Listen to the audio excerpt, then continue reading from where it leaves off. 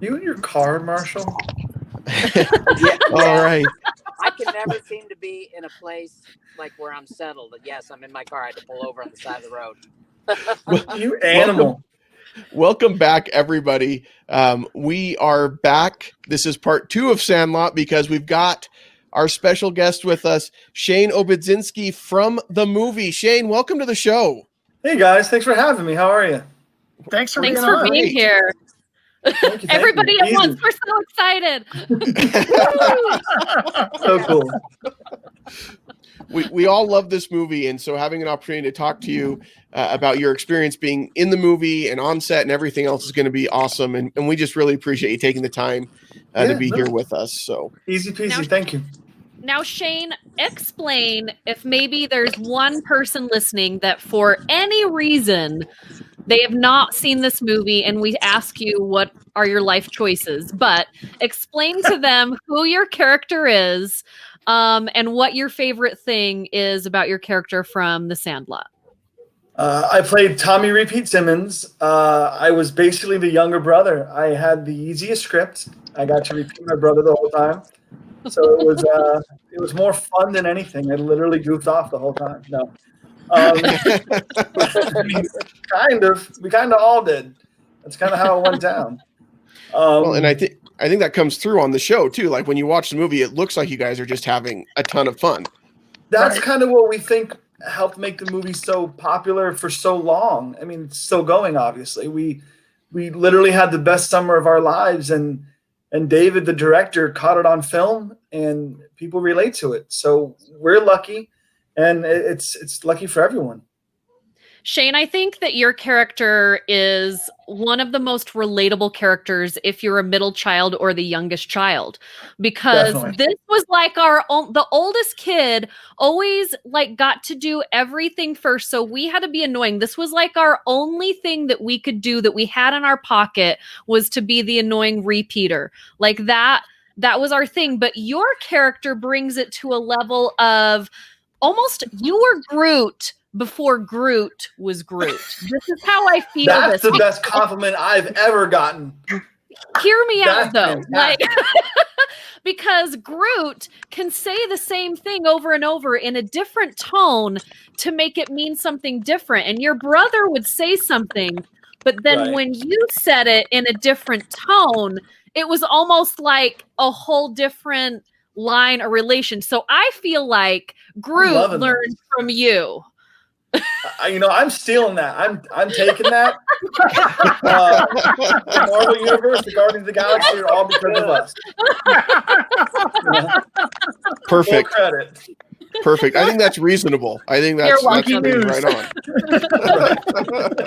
on. Vin Diesel needs to give you some money. Yeah, we'll practice together next time. We'll go over the lines together. So he'll say, "I am Groot," and then you'll just repeat him. Is that the basically? Or maybe we'll switch it up. He'll repeat me. I'll say, "I am Groot," and he'll just, Perfect. I can teach that man a lot. Yes, I think I agree. Thank you. We were talking about how timeless this movie is, Shane. And you started this movie when you were a young kid a couple years ago with the 25th anniversary. And you've been traveling since you got done shooting this movie. Like, I feel like almost every year or every other year, meeting fans, talking about the movie, because it never went away. It never got old. How was it growing up? Like, as this being almost like your second person, like you're this kid at home, but then everybody else knows you as this person. Do you kind of like mesh as you're growing up into, did you ever get lost in it, I guess?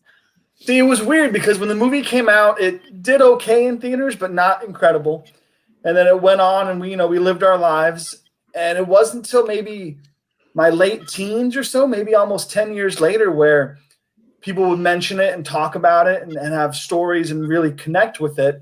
And then, of course, repeat lines to you and whatnot. And me and the boys were like, what is going on? Why is this movie so – what's going on? And then, next thing you know, we're on shirts in the mall. There's action figures of us. And then we realized that we were part of something bigger than we were, and then bigger than what we had ever imagined.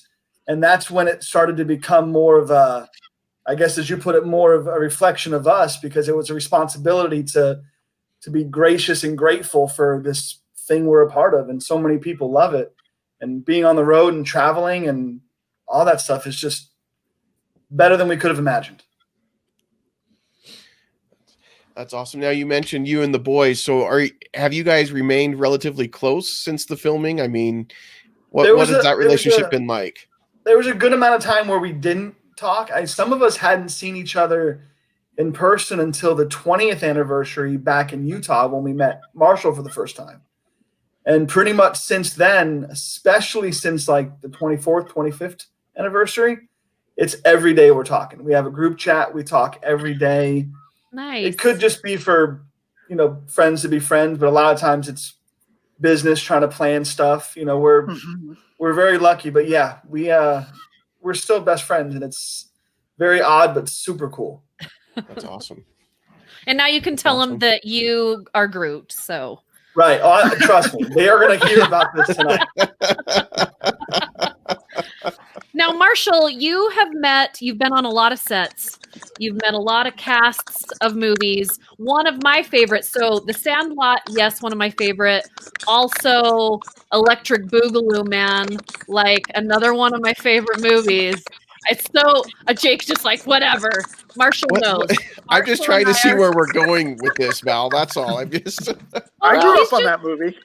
He's just been a part of like a lot of movies that are like these cornerstones of our lives growing up. You know what I mean? Like Sandlot, we can relate to. I relate to, Electric Boogaloo as well as this movie, but he's just been a part of a lot of odd movies that kind of relate to us growing up.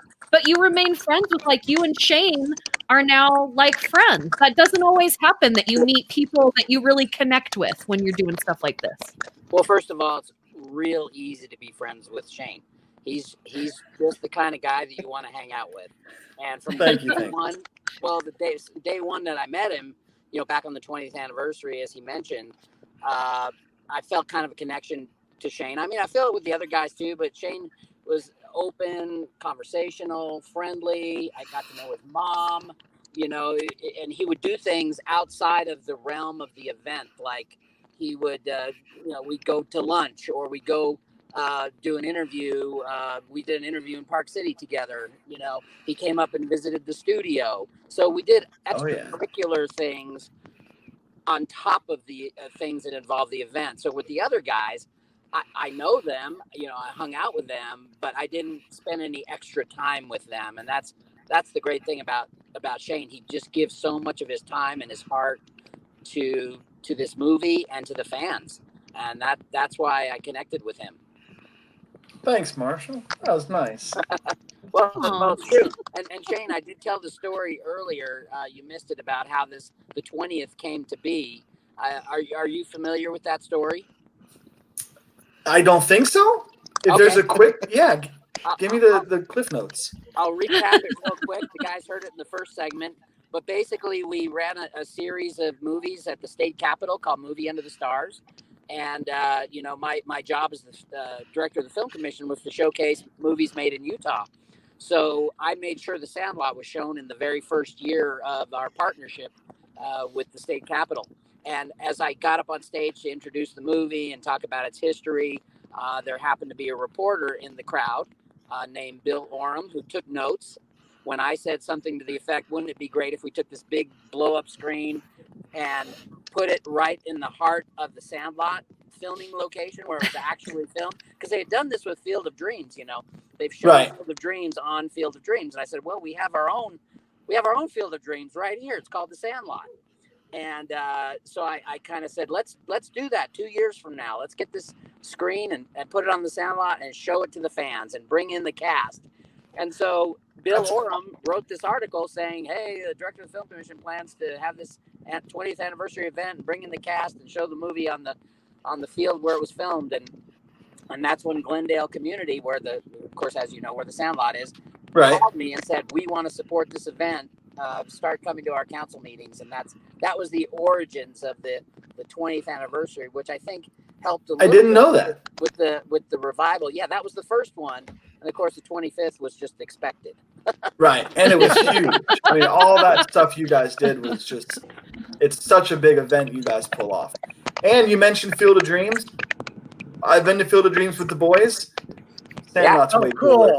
Way cooler. That's true. That's It actually is. I've seen the Field of Dreams too, and it's kind of been turned into this like Tourist road attraction. stop, like yeah, it's just not as cool. I agree. No, It's coming not. out of the corn is pretty cool, but Yeah. finding the Sandlot, you got to go through someone's backyard, like hop a fence. Like even if you're allowed to go there, it still feels dangerous. And that's the cool. lady's like hitting with you with a broom as you're trying to get over the fence. Like, get out of my no, yard. I'm supposed to be here. Stop it. Yeah. Well, like there's a way to get in without hopping the fence, but why? Like you have to hop the fence to really get onto the Sandlot. Right. Marshall, Yeah. if we do a 30th thing, that should be like the way to get in. Everyone who has to hop the fence. It's perfect. I mean, probably wouldn't That's work. a great idea. We're going to do that. That's Shane. That's 2023. Just so you know, we're going to book you now. Deal. I'm in. What could possibly go wrong by requiring people to hop a fence to get there? It'll be fun. Insurance would be no problem. It was all Marshall's idea, not mine. So it's Yeah. okay. Yeah, Now we we heard it talked- here first. Totally Marshall's Shane. idea. Shane, can I ask you a question about the making of the movie? Go ahead, man. I know I'm not supposed to be asking the questions, but No, hopefully you they'll can. let me. There's no rules. So can Yeah. you tell us what it was like working like with David Mickey Evans as the director? How he got those performances out of all of you? Well, I every time that kind of question comes up, I have a story that I think will answer your question and sum it up perfectly. When we were going to film the scene in the carnival where we had to get on the ride and we eventually threw up and whatnot, we all knew that scene was coming, and some of us were excited. Some of us, including myself, were nervous to go on this ride because we were kids, whatever. Right. So right before we were filming, I remember David took us all one by one in private and said, "Are you okay to do this? Are you comfortable? Are you okay?" And he made me, I can't speak for the other boys, but he made me, and I was scared, totally fine with doing whatever he asked because I trusted him. And he made this 10-year-old boy who was scared to go on this ride trust him. And that's how I think it felt for everyone the entire shoot. I mean, we goofed off. We had fun. I'm sure he wasn't always happy with us, but he treated us like maybe we were big stars on some big budget film, and he made sure we were comfortable. And in that gratitude, we all wanted to give him the best we could. And I remember getting on the ride and I was nervous, but when, action gets called, I did my best, and I hope it came out like I wasn't scared, but I wanted to make him proud. And I think he made us all feel like he was on our side. So working with him was awesome. And that's why I think he's done so many films with kids and animals and all that have been successful, because he makes you feel good. And that's awesome.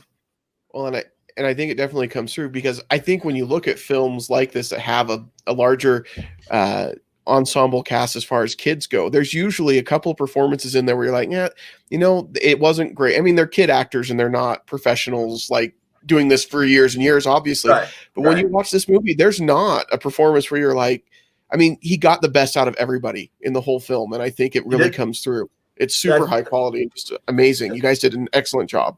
Thank you. Maybe a little bit of us, but that's all David. He did a great job wrangling and stuff. He called us like wrangling cats one time, he said. Something like that. So, he's got the magic touch, and we wanted to make him proud. So I feel like easy. it's more like puppies, because puppies have way more fun than cats.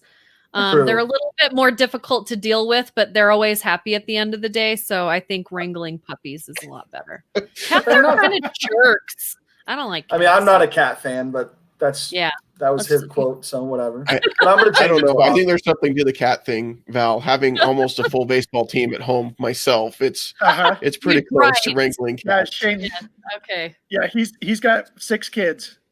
Oh Yeah. boy. Yeah.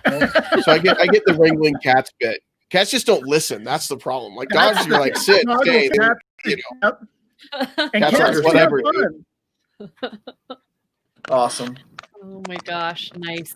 Okay, so we got Tracy's favorite quote of the movie. Marshall, do you have a favorite quote of the movie? Jake, be thinking of yours. Shane, be thinking of yours.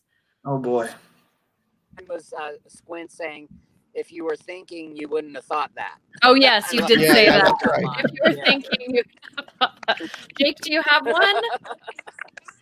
Man, I'm trying to think my favorite line. I mean, the one that always sticks out to me is again from Squint with the forever. When anybody says forever, I want to be like because that whole scene is just so well done, and so that line sticks out to me probably. How about you, Shane? I mean, you were in it. It doesn't even have to be you, but do you have a favorite kind of quote from the movie? When I was younger, it used to be when Pat says or Ham says, "Bacon like a toasted cheeser," because I Yes. didn't understand that. I thought it was just ridiculous, and it made me laugh. As I got older and maybe more sentimental with the movie, it's heroes get remembered and legends never die, which is the easy answer. But for me, it means it's so much. And David, the director, one time we were doing an interview together, and the interviewer person asked me what it was like to grow up in the public eye of from that movie and whatnot. And they compared it to Harry Potter and how they grew up. And, I answered it. And then he said, "No, you didn't grow up. You are forever going to be that age and that person because of this." And he said the line again. And that made me think, holy crap, we didn't grow up like the Harry Potter kids on the camera. We're, however he put it, we're enshrined as those characters forever. So we'll never die. And, that to me was the best thing I ever heard. Awesome. I still think the best part is when, and it's just probably his face, but when he's like, "Do you think she'll go out with me? Like, do you think she'll go out with me?" Like, I just. Yeah, there's a lot of good stuff. That movie's, you can quote the whole movie sometimes. It's really good. It's crazy. Nice. Shane, how long was the shooting schedule? I think it was I remember 42 days. Something like that. Marshall might even know. That and by the way, that was that was a studio movie. That was 20th Century Fox. You had a decent budget there. It might have been on the lower end of some of their bigger, blockbuster type movies, tentpole movies. Right. But that was a pretty decent budget for a movie, about Sandlot baseball with a bunch of kids that didn't have. I mean, you had. Let's see, who did you have as your name value in that movie? You had, let's see, James Earl Jones. James Earl Jones. Yep. Mm-hmm. And Kirstie Alley? No. Karen Yeah, Allen. Kirstie Alley. Yep. So you didn't have a lot. What I'm saying is you didn't have a lot of huge names. Of course, James Earl Jones is a big name, but he was only in it, at the end. But that was it was all really about the characters and the story and the script and the performances. Yeah, you got lucky. And baseball. We can't forget that. Yeah. Well, and I feel like the town was as much of a character as all of the kids were. Like, as you're going through that small town, and especially when you live in a place like Utah or Colorado or like the Midwest, like we all know that there's a town that's at least 20 to 30 minutes from us that kind of looks like that, that we know somebody from. If we don't live there, our aunt lives there, or our grandma lives there. And so I feel like that town was such a great choice because you could have picked a Sandlot in a suburb in a bigger city, you know what I mean? And not have like those cool places that had such personality. And it was just such a great choice. It was far enough away to remain some sort of a fantasy to younger kids, but familiar with the older crowd. And it worked for both. So Yes. Yep. I wonder what that would. What was that like? I mean, how many? I don't know that you had done a lot of films before The Sandlot, Shane. But what was it like to know? Okay, I'm going to go on this big studio film, and we're going to Salt Lake City, Utah, the exotic and wonderful Salt Lake City, Utah. See, at that point, I had done a couple films, and I did My Girl, I think, right before Sandlot. but I remember the script was bigger. This was a script that I was in the entire thing. So the responsibility going there was I knew it was larger, but I was still dumb enough and young enough to just think of it as an adventure. So hanging out in Utah was awesome. I got a lot of weird memories from filming that movie in Utah. Like when I hang out with Marshall, we drive around and it's cool to see that place and some of the places we were. How was the dog in person? Did you all spend good time with the dog? What's up, Zane? How are you? How was the dog in person? The dog in person was awesome. I mean, it was a giant dog, friendly. I remember when they did the scene where he had to lick Small's face at the end. They put, I think it was peanut butter all on the side of his face. And you couldn't see it because the camera, but we were all just sitting there on the, off screen, just blown away that this dude's got peanut butter all over the face and that dog is going to town. There was a couple dogs, one for the big shots, one for the running. I think there was 3 dogs. But I was going to ask, was it just one, but it was 3 dogs? 2 or 3, I can't remember. I'm not a fan of like a dog licking my face, but then you add putting peanut butter on my face at the same time. Makes it better, doesn't it? It's like way better. Peanut Next butter time you and watch the dog. The movie, just think of the peanut butter on his face, and you'll enjoy it just a little more. Oh man, no. Gotta do what you gotta do to get the dog to do what you want it to do, right? Yeah, why not? It works. So you said you've got some good memories. What are some that you might share with us from filming your experience here in town with the crew, the cast? We were set up in, and I can't remember what it was called. I would love to drive there next time I'm there. But we were set up in an apartment complex somewhere, and across the street was the movie theater, which everyone's heard stories about that movie theater, and then a grocery store, and behind it was a mountain. And I remember we used to have to run across the highway or the street to get to the movie theater and the grocery store, and there's a mountain behind it. And being from Florida, it's all flat. I don't see mountains. So to me, it was like this majestic, magical place. And I got to hang out in this apartment complex, go swimming, hang out with my friends, and then run across the street, which we probably shouldn't have been doing. No. to go sneak into movies and hang Kids, out. do not do this. Kids, do not do this. Yeah, don't ever do that. It was a different time. It was safe to do that in the 90s. It was fun. No, it was not. It was never safe to run across a freeway, Jake. Kids can't go back to the 90s. They're not going to know. We can say it was safe and fun. It's totally fine. Yeah. There was actually 10 of us, but the highway took out one of us. That's why there's 9. Oh. I'm just kidding. That went real dark, real fast. Shane. Yeah, I'm just kidding. Not funny. The secrets on our show that are coming out. That's awesome. I would imagine that the 9 of you together got into a little bit of trouble every now and then, I'm sure. It sounds like it. Some of it's kind of documented, but we were 10, 11-year-old kids that were best of friends. So yeah, we did some stupid stuff. Who was the biggest troublemaker on set that just really, not that they were a bad kid, but just kind of really wanted to have more fun than maybe you should have? I think Marshall might know who I want to say. I do. But Go ahead. as far as having a good time, I remember it was Victor, who was my brother, and then Chauncey, who played Squints. I always remember them kind of being the goofy ones, the cool ones, the ones we kind of thought were the, besides Benny, of course, the ones that we thought were the cool ones to make us laugh. So they were keeping us together the most. They might have been the most influential to get us in trouble, but it was good, Nice. We're getting all the dirt. All the dirt. It's coming out. Get it? Yeah. Val, that's your one warning. I'm just telling you, one more pun like that, and you're You're out of here. I liked it. I know it's usually Tracy. Tracy thinks. Yeah, it's Tracy's fun. usually the. I'm a fan of the pun bad master. pun. Come on. Oh my gosh, this has been like so fun.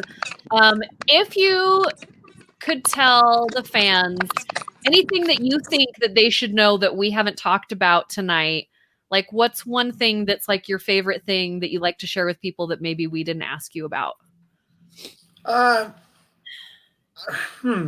If maybe not asking, maybe it's not a question you could ask, but one thing that me and the boys always try to get our fans to know and understand is how much we appreciate them.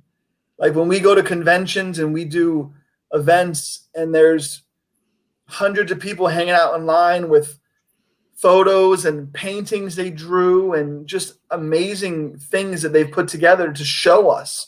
Sometimes they even give them to us as gifts. We are ridiculously thankful for all the love they have for us and letting us into their lives and sharing, us with their family and passing it on, because it's the greatest gift we could have ever asked for, as not just as actors, but as just as people.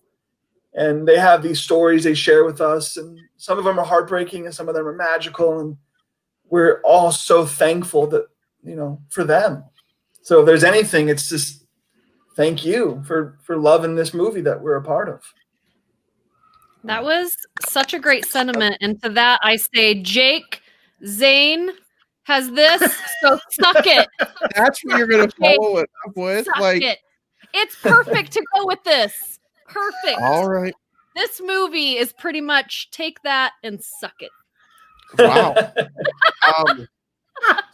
Well, Marshall wants to cue in. Marshall wants to cue in real quick. Oh. Okay. Sorry, I clicked on the wrong. Go ahead, Marshall. I'm sorry. That's okay. To what Shane just said, I was a firsthand witness, and I mentioned it when Shane was off earlier, but that, we showed the movie on the Sandlot, and during the entire movie, they signed autographs for people. And of course, this line went all the way around the Sandlot, like a big circle, probably twice. And then the movie ended, and we were supposed to send everybody home. And the cast, agreed to stay and sign for every last person. I think we got off the Sandlot at 1 a.m. They agreed amongst themselves to meet and greet and sign everything that everybody brought. And I just think so much respect for all those guys at that point. And they did it twice. They did it at the 20th and they did it at the 25th. And to me, that's what Shane, exactly what he was saying, the connection with the fans as human beings and giving of their time and their hearts to the people who care so much about this movie. It's a pleasure every single time. It's an absolute pleasure. I don't care how long we're there. If they want to meet us and share something with us, and I want to do it as much as they do. I would have stayed there all night, and I speak for all the boys. We would have been there all night if we had to. Wow. That's awesome. Are we going to grade the movie with like a star from the movie here? We got to grade the movie at the end of every episode. So we're going to grade this movie in front of you. No hard feelings. No, it's okay. I don't care. I'm nervous now to hear what you're going to say, Val, but what grade would you give this film? I give this movie a solid B+. Like, it is across the board, like a movie that I could watch all the time. Like B+, A- movie. I barely give A's to anything, but like I'm going to move it to an A- because I can pretty much anytime this movie is on, if I'm shuffling through stations and the Sandlot is on, I'm going to stop and watch it from wherever it is. I don't even have to start it from the beginning. I'm just going to finish watching this movie. If someone tells me that they haven't seen this movie, I almost demand that they go watch it. And like, I feel like it's a rite of passage. Like every kid needs to see this movie. Every parent needs to see this movie. I think it's the only reason why I wouldn't give it like an A+ is because I kind of feel like or any girl from that time, but I was the right age. My friends were some stand-ins in that movie. I feel like I should have been in it, and there should have been a girl in the group. That's all I'm There you saying. go. I know it's not your fault, but That was I just Sandlot. feel like I should have been original, man. I'm a lefty. It would have made a lot of sense. So Awesome. At least we've got a Nice. good reason why it's not an A+. Well, if this TV show that we keep talking about and keep working on ever gets off the ground again, then you're going to be an extra for sure, if not more. I'll make it happen. yes, you guys. Witness. Boom. All right, Tracy, what do you give this film? I have a lot of nostalgia for this movie. When it came out, I was just starting to work at the video store, the Video Shark, and we could only watch PG&G movies in the monitors around the store. And this was one that we could all get along. Usually, the guys wanted certain movies and the girls wanted certain movies, but this one everybody could enjoy. It holds up extremely well. Like we were saying, it's really kind of a timeless story. I'm going to go A-. Nice. And What about you, again. JP? I would put this as a solid A for me, just because I think I was the right age when it came out. It was one that I grew up watching over and over again, and it never gets old. And I've enjoyed so much sharing it with my boys and my girls as they've gotten a little bit older and have watched it. And it just holds up so well for them too. And we've even watched The Sandlot too, which I do need to give a shout out to because my son loves it because of Fingers, who is deaf and uses sign language, and so does my son. So like there's something like this whole That's cool. this started and the foundation that it built, it's just awesome. So Very yeah, cool. I would give it an A. Thanks, guys. How about you, Marshall? I'm going to make you grade this movie. Wow. Well, that's not hard for me. When I was the director of the Utah Film Commission, people would ask me often what my favorite made in Utah movie was, and I didn't ever hesitate to answer The Sandlot. So it gets an A+. It gets an Nice. A+ as a movie, but it also gets an A+ for what it has done for our state, an A+ for what it has done for my kids, how much they loved it and have watched it through the years, and now the grandkids, of course, are watching it. So it gets an A+ because of heroes get remembered and legends never die. You know, I think this is the first straight A movie we've ever had on the show that got I straight think A's. so. I think so. That's Awesome. pretty Go amazing. team. 71 movies later, and we finally got straight A's. So this movie's legendary. That's for sure. Yeah, I Thanks, guys. agree. Well, we appreciate Marshall and Shane, both of you being here for this. Yes. It has been incredible to hear your stories, Shane, from making the movie, Thank and you. just great to talk with you. We really appreciate it. Everybody listening, if you have any feedback for us, you can send that to podcast@moviesthatmakeus.com. You can also comment right here on the video on Facebook. Also, we just want to remind everybody that coming up in September, we do have Utah Remote Con that Soul and Droids Media is putting on, which is going to be a lot of fun. We have more details coming out this week. The schedule should be coming out, and we'll get links up for the American Cancer Society that we're raising money for. So everybody Awesome. looking out Very for that. cool. And thank So- you, Marshall. Thank you, Shane. Yes. Thank Thank you, you so guys. much. Thanks, guys. Being here. And everybody else, we won't see you at the movies. No.